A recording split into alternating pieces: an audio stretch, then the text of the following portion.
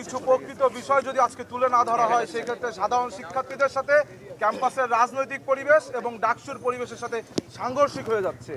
আপনারা দেখেছেন ডাকসুর যে নির্বাচনী প্রচারণা বিধি আচরণমালা, সেখানে আছে উল্লেখ আছে কোনো সমাবেশ করার পূর্বে বিশ্ববিদ্যালয় নির্বাচন কমিশনের কাছ থেকে অনুমতি নিতে হবে। কিন্তু আমরা ইতোমধ্যে দেখেছি গতকালকে টিএসসি অডিটোরিয়ামে স্বতন্ত্র শিক্ষার্থী ঐক্যজোট নামে একটি panel stand up comedy show আয়োজন করেছে এবং সেখানে তারা একটি সমাবেশের আয়োজন করেছে এবং নির্বাচনী যে প্যানেলটি রয়েছে তারা এক প্রকার প্রচারণা করেছে।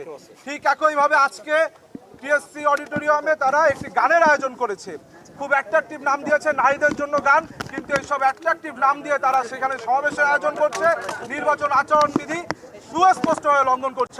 সব মশার বিরুদ্ধে সুরক্ষা দিতে এলো বসুন্ধরা এক্সট্রিম অ্যারোসল, মশার বিরুদ্ধে এক্সট্রিম সুরক্ষা। ঢাকা বিশ্ববিদ্যালয় নির্বাচন কমিশনের কাছে, প্রশাসনের কাছে আহ্বান জানাবো, অনতিবিলম্বে এই সকল প্রোগ্রাম কর্মসূচি বন্ধ করতে হবে।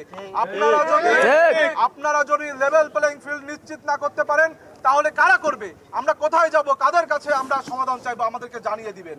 একই সাথে আপনারা দেখেছেন শুধু এই অফলাইন প্ল্যাটফর্ম না, অনলাইন প্ল্যাটফর্মেও বিভিন্নভাবে সাইবার বুলিং এর মাধ্যমে নারী প্রার্থীদেরকে হেনস্থা করা হচ্ছে। সাইবার জগতেও কিন্তু লেভেল প্লেইং ফিল্ড নিশ্চিত করতে ব্যর্থ হচ্ছে এই প্রশাসন।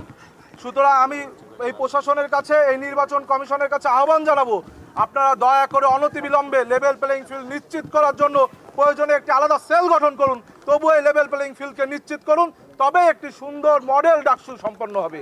সবাইকে ধন্যবাদ।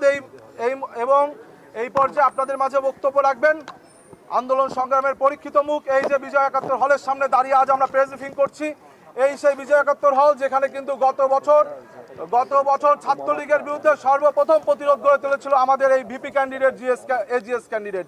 এখন আপনাদের মাঝে বক্তব্য রাখবেন বাংলাদেশ জাতীয়তাবাদী ছাত্রদল মনোনীত ভিপি প্রার্থী আবিদুল ইসলাম খান।